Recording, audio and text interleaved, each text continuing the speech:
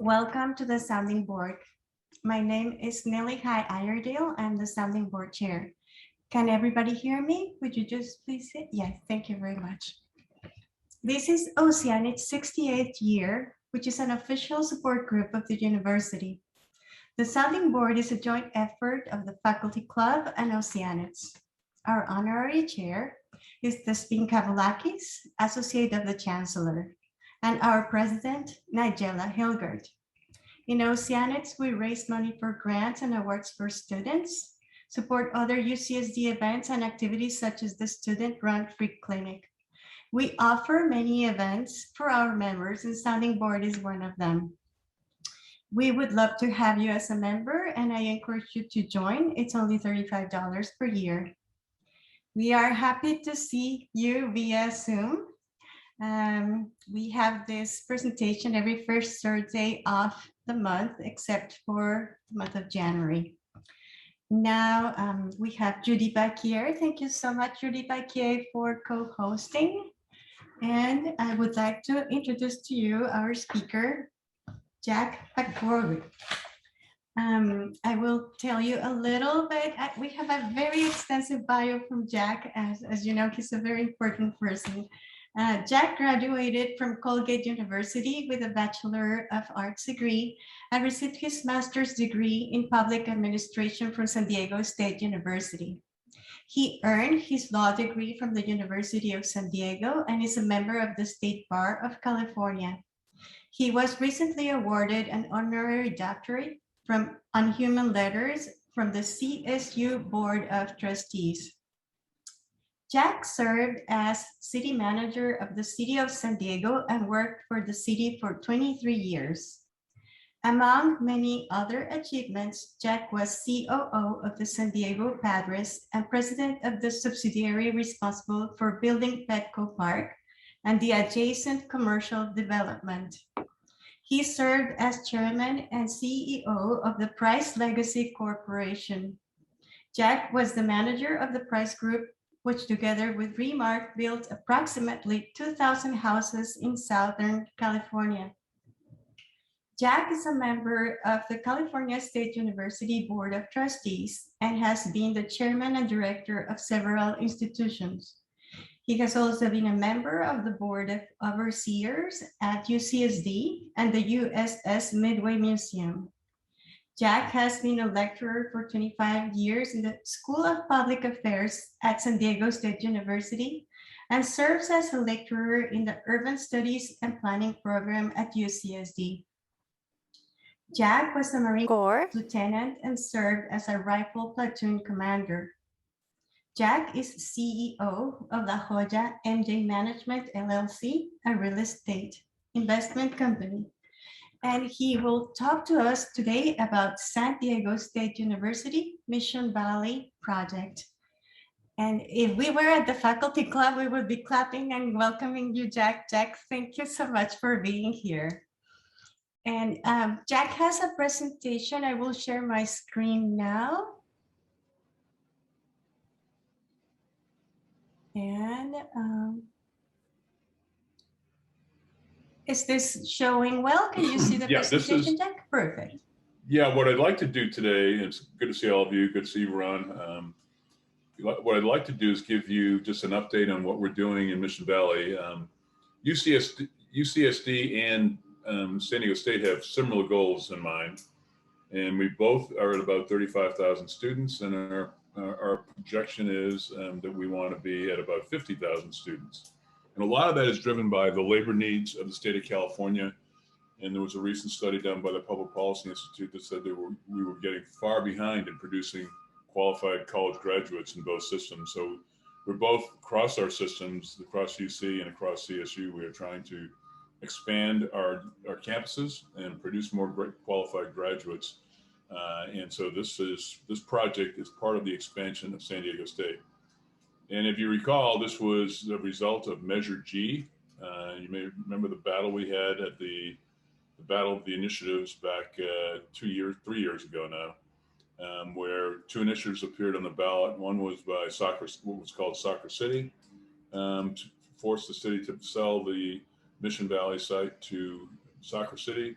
And then we put a rival initiative on the ballot to force the city to sell the property to the California State University / San Diego State University. We won by 55% to 29%. So whatever, when you have a rival initiative, whichever one gets the most votes, over 50% is the winner, and we were the winner. So we started promptly to begin to figure out what to do with the site. We had presented the community with a plan. And so this is the original SDCCU or Qualcomm or Jack Murphy, whatever you want to call it, the old stadium that was built in 1967. And this was the biggest parking lot in North America. Next slide, Nellie. Yes.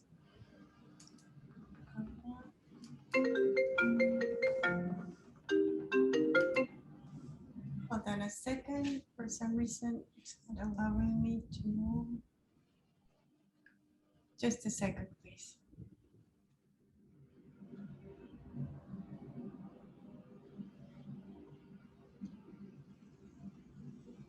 This one, bro? Okay. Yep. And so we then, once the initiative passed, we spent about a year in painful negotiations with the city, who was a very reluctant seller. And we finally reached an agreement on a purchase and sale contract and acquired the site in June of last year. And the day after we acquired the site and was approved by City Council, we launched off with our construction. We hired Clark Construction Company out of Baltimore. They also did Petco, and if you're familiar with tennis, they did the Indian Wells Tennis Garden as well. Really very well qualified contractor. And what we have accomplished so far is we've issued about $600 million worth of bonds through the California State University. I sit as the chair of the Mission Valley Campus Oversight Committee on behalf of the trustees, with 2 other trustees and the staff of the Chancellor's office in Long Beach. And we kind of oversee the project in terms of all of its different elements. And then Adela De La Torre, the president of San Diego State, has a team at the university who's heavily involved in this. And so what you see in this picture, if you look at the middle of the screen, the very middle, that's where the Qualcomm Stadium used to be. And so what we did was we demolished all of the old stadium, and we are recycling all the concrete that was there, which is about 250,000 yards of concrete. And you can see on the right side, these weird looking contoured hills, that's the old concrete. And that old concrete will be spread along the northeast corner, the upper right-hand part of your screen, to elevate the pad of the site above the floodplain. So that we don't get any flooding. And we'll increase the elevation by about 25 feet. And so as we were demolishing the old stadium, in the middle of this graph, on the upper left-hand side, the new stadium has taken shape. And so the new stadium will be 35,000 seats. It will be the home to Aztec football. But right now we're projected to have, in the first year of its opening, 300 different events at the new stadium. It'll be a real hub of activities, even more so, I think, than Petco is, just because of its central geographic location. But as you can see on the left-hand side of the stadium, all the steel is up, all the concrete is in. We're about this is not the usual public job. We're about 3 months ahead of schedule, and we're under budget. So our goal is to finish this project by next year from now. And if I can just shoot, in terms of the pad here, the lower left-hand side, just north of the trolley, will be an innovation district of about 1.6 million square feet of buildings, some of which we're talking to UCSD about in terms of partnerships, particularly in public health. We're going to ask companies to come in, set up labs, and work with our faculty directly to develop new products and give our students an opportunity to learn from the private sector. And then hopefully with internships and later jobs, it'll be a great pathway for our students in conjunction with the private sector. In the upper right-hand side, where you see Mission Village Road on the very top middle coming down into where Qualcomm was, that'll be a retail area of about 100,000 square feet and the main entrance to the campus. Then the upper right will be the home to 4,600 new residences. They will be for faculty, students, and affordable housing for the community. And then everything on the bottom 1/3 of the screen will be an 89-acre river park. We want to restore everything that has been kind of destroyed around the San Diego River, and restore some of the riparian habitat, and have some active recreation fields, and have a very nice park that will align well with all the other private property owners going down the river who are also doing the same kind of thing to kind of restore the balance of having a river next to development. So the next screen, Nellie? Yes. This is the stadium. All the steel is up, the concrete is in. This is like a picture that's probably 1 week old right now. It's going to have a lot of the themes of Petco, kind of an open California look to the stadium. And it'll hold 35,000 seats. We've designed it to accommodate a Major League Soccer team, and we're in discussions with several ownership groups and Major League Soccer about making that happen. And we'll also be able to bring back a National Football League team if one ever appears back on the scene. And that would happen because the bottom part of the stadium we would just tear down, and then we would build a whole new section to expand the capacity and add additional suites. Next one, Nellie. This shows you the immense amount of grading that has gone on. These mountains of dirt here, and this dirt and recycled material from the demolition of Qualcomm has just been a huge earth moving job. But the reason for it is we needed to raise all the elevation of the pad itself to be significantly above the floodplain. In the old days, when the river overflowed, it went right through the stadium. It completely filled up the parking lots and then went through the stadium. So we needed to get that elevation increased. Next one, Nellie. So we started on August 2020. And we started demolishing the old stadium in December 2020. We completed that in about 5 months. The steel erection began in May 2021. We topped out in the summer of 2021. The demolition was complete in 2021, and the stadium is scheduled to open for the San Diego State University of Arizona football game on September 3rd, 2022. It now looks like we'll get a temporary occupancy permit in June of 2022, so we can start hosting events. We're redoing the trolley, and that will open for the 2022 season. And the River Park, which is the second biggest project, will be complete in the fall of 2023. Next. So this gives you an idea of the site plan. As you can see in the upper left, you have the stadium, and all the buildings below that on the lower left is the Technology and Innovation District. And then on the upper right, all those pads, there are 16 of them, they are residential pads. That's where the 4,600 units will go for the students. The upper left, where it's above the stadium, where it says H1, that will be a 450-room hotel. And then on the lower part, all the green is our 89-acre river park. So it's a big project. It's a total of $4 billion in cost. Next, Nellie. This gives you an idea of some of the imagery around the park. We'll have a bike path that goes all around the site and through the river, next to the river. 4 miles of hike and bike trails, active and passive recreation. And then to make sure we're not polluting the river with water coming across the property, we'll have water quality basins and flood mitigation. Next, Nellie. And this is showing where the park will go.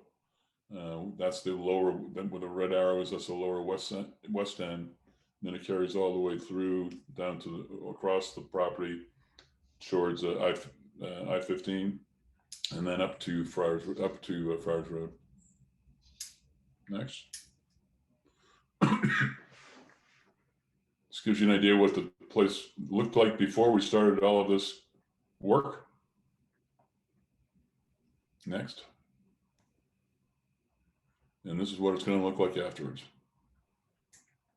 We're very excited about the park. I think that it's just going to be a very cool addition to the valley, and be a good balance between all of the development that we're doing and creating more open space and park space for the community.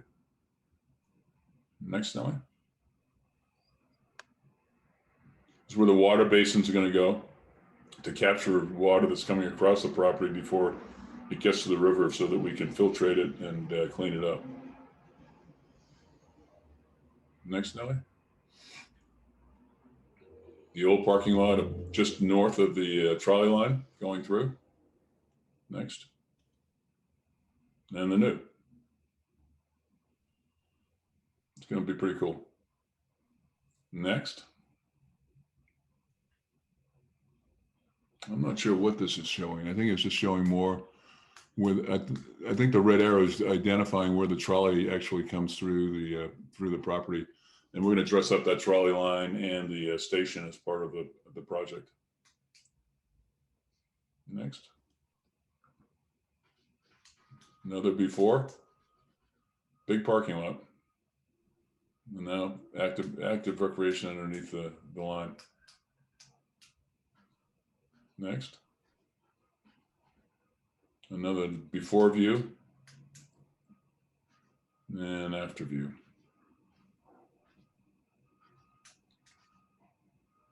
And here's the Trolley Plaza. The Trolley Plaza now is not a very attractive structure, and it's a lot of concrete, and we're going to streamline that and make it fit in more to a college campus.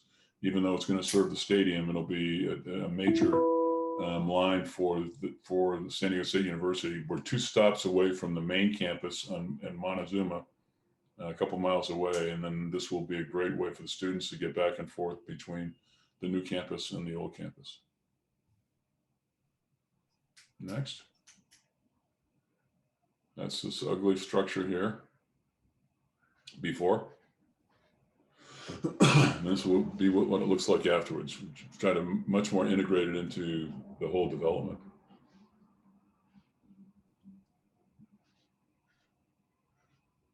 Here's the plaza that we're creating for the entry into the stadium. It'll be called the 50-yard line plaza.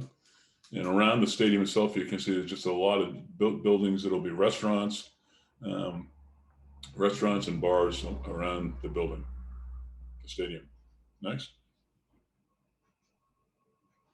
This will be the end, what it looks like. Walking into the stadium from what is basically Mission Village Road.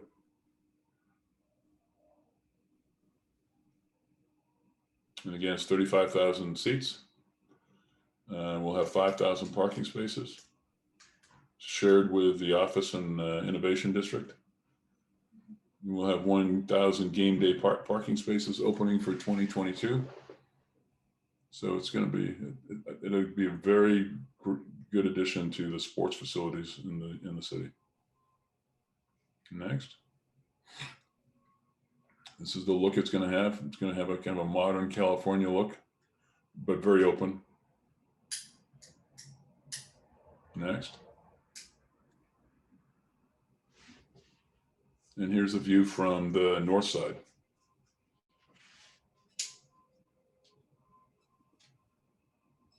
Questions? I will stop sharing my screen. This is the last, this is the end of the presentation, right, Jack? Yes. Yep. Okay, here we go. And thank you, Jack, for this awesome presentation and amazing project. We have here in the chat one question, and I would invite you to raise your hand. You can do it virtually, or I can check here on my screen. The first question, Jack, is, are buildings going to be all electric for latest environmentally progressive standards? Also, can you break down costs, stadium, hotel? Sure. Yes, it'll be very, the latest sustainability engineering is going to go into all these buildings. I worked as part of the campaign. I negotiated with the Sierra Club, Audubon Society, about 9 or 10 environmental groups, 15 basic key principles that we would use in the development of the site, including bird kill prevention measures, so that we were very environmentally friendly. And the CSU overall is committed to very sustainable buildings. We go through every building in detail in terms of recycled materials, solar, all of the latest sustainability features are built into our construction. In terms of cost, the cost of the stadium is $310 million. And that will be paid for by $100 million in philanthropy and the sale of premium suites, which are pretty expensive, but we've sold most of them now. And then we will finance $200 million long term, and that will be paid for by naming rights. We have 2 companies that are in competition to buy the naming rights, and at this point, it'll be the best naming rights deal in the history of college football. So we're very happy with the competition. They're 2 local companies, so it'll be good for San Diego. The park itself will cost $50 million, and then we haven't put the budgeted cost together yet for the innovation district because it's going to be a public-private partnership. And with respect to the 4,600 residential units, they'll be done through what we call P3s, public-private partnerships. So we will rough grade and put the infrastructure in for those 16 residential parcels, and then private developers will compete to put their capital in and build the residential units up. And normally we retain ownership of the land, and we usually get about a 7 or 8% return on the ground lease from the revenues that the developers generate by renting out the apartments and the residential units. So it's been a very effective way for us to move forward, and it's exactly the model that UCSD and Pradeep are using too. It's a public-private partnership. We're not putting our capital in, and then we take a slice of the revenues while they're renting these units and these projects out. Thank you, Jack. We have Frey Bankov. Frey, would you like to ask your question, please? Yes, can you hear me? Yes. Yes. Okay, sort of a group of questions all around the question of 35,000. I'm from Ohio, so that sounds like a small football crowd. And so I wondered how the number 35,000 was arrived at, how much more it would have cost for 45,000, and will there be other athletic events at the stadium? It's interesting what's happening is football stadiums are actually beginning to downsize. It's strange. And in fact, when I was in negotiations with the NFL about what we could do at this new stadium, they said they had lowered their minimum spec from 70,000 seats to 55,000 seats. And I think you're seeing that across the board, that the larger stadiums are moving to a smaller scale. In the Mountain West, the model that we looked at in our conference was Colorado State, who just built a brand new stadium in Fort Collins. And we went up there to visit that, and it was 35,000 seats, and they were selling everyone out. And when they needed to raise the ticket prices for the non-student population, they could do that. And then the 35,000 worked out well for them. I think it's going to work out well for us. I think the worst thing we had with San Diego State football is playing in front of 30,000 people in a 70,000 seat stadium. It just wasn't intimate. It wasn't a good vibe, a good environment. And yes, we are looking at other sports. We'd love to have your soccer team down there, or anybody else who wants to play there. We are talking really intensely with the MLS about a Major League Soccer team, which would be about 35 other events a year. We're talking to lacrosse. We're talking to any of the other sports that would want to come into to play at the Aztec Stadium. So we're open and available. Thank you. Thank you, Fred. We have two people with the same question or similar question. Are 1,000 parking spaces enough for 35,000 fans? And where do the remaining 34,000 fans park? We actually have 5,000 spaces. 5,000. Okay, so normally you plan on 2 to 2.5 per car. So that takes care of about 10 to say 15,000. And then we've got the trolley line. And the city really wants us to force more people into using the trolley instead of parking. And that's kind of the urban planning model going forward is less parking, more mass transit. And that's the goal of this project as well. Thank you, Jack. Did you say that there may be an expansion of the east end of the stadium? Yeah, if the NFL wanted to come in, say the Chargers regain their sanity and they want to come back to San Diego, then we designed this in a way that we could destroy the eastern side of the stadium and then build the addition, build an additional 20,000 seats to get us to 55,000 seats, which is the minimum specification now for the NFL. Thank you. And Ron Campbell, would you like to speak, please? Yeah. Yeah. You have a few questions. I was wondering, what's the economic impact? You mentioned the $4 billion. That's going to be a one-time benefit to the community for construction. But how many jobs are going to be created, and what do you think the annual regional economic impact is going to be? Do you have numbers on that? Yeah, during the campaign, we hired an economist to evaluate the impact of the fully expanded new campus, which adds 15,000 students to San Diego State, and the impact was about $5.8 billion per year. Okay. And because the construction jobs, if you go out there now, and at any time, Clark has probably got 400 to 500 people working on the site. I think they're going to say all together, the construction just of the stadium created 2,000 construction jobs for that period of time. What about more permanent jobs? How many permanent jobs after construction do you think? I would guess it's going to be somewhere between 5,000 to 10,000 permanent jobs. Okay. And then what were some of the environmental challenges you faced in construction? I know that across the street there was a oil storage facility that I think early on there was discussion about contamination. How did you deal with that? And what are some of the potential environmental benefits? I think you're going to have a lot more open space, particularly by the river that you mentioned, parks and things like that. I think there were two main environmental problems with the old site. One was, as you said, there was an oil leak that went. Actually, turn that off.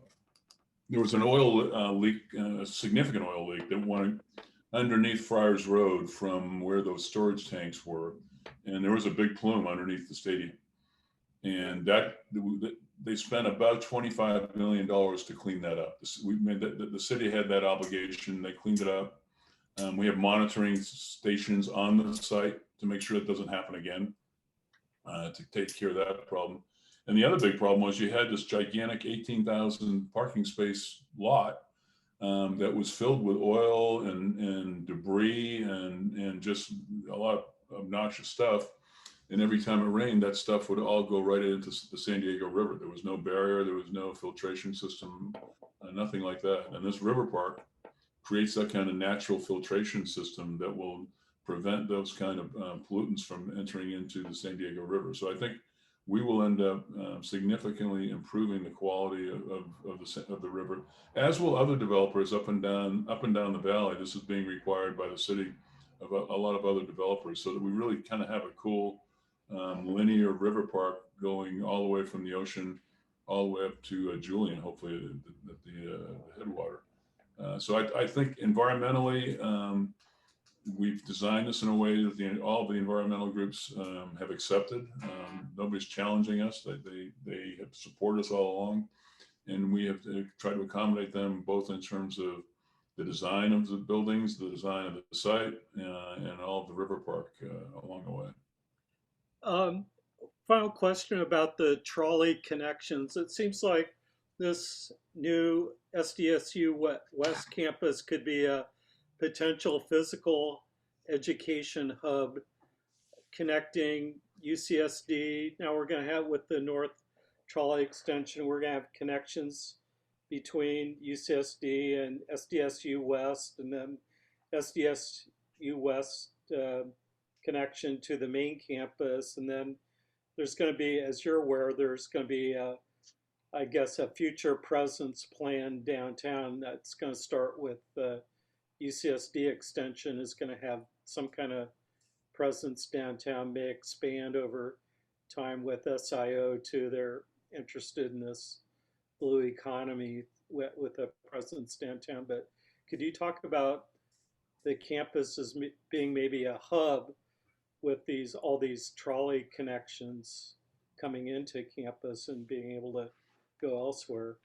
Yeah, one thing, and I've had several conversations with Pradeep, is that we really would like a stronger connection, stronger collaboration and relationship with UCSD. We already have 9 or 10 joint degree programs now. We'd like to have more. We'd like to strike a little bit better deal than we have in the past with UCSD on those. But I think that's important. And, San Diego State has emerged, even though it's probably against the master plan, as a major research institute as well. We have the biggest research, the highest level of research funding in the CSU system. We're up to about $200 million a year, which is peanuts compared to UCSD, but it's a lot in the CSU system. And we want to do more, and we want to do it in collaboration with UCSD. We don't want to cannibalize them or compete, but I think in terms of collaboration, we could do a better job, and I think Pradeep is open to that. And actually having some UC facilities down on the Mission Valley campus would be, in collaboration with state, would be a real big step forward. Well, hopefully in the near future, some of us will be able to take the trolley down from campus and go to the new campus and walk around. Do we have any idea how long that might take? I guess it would involve a transfer down at Old Town. I think you'd probably transfer at Old Town. Yeah. I'm wondering how long. I would guess you could probably do that in a half an hour. Really? That fast? That's great. Yeah. Okay, thanks, Jack. Good job. Thank you, Ron. Jack, could we take one more question? Sure. Thank you. How does the river park restoration link up with other river restoration plans through Mission Valley?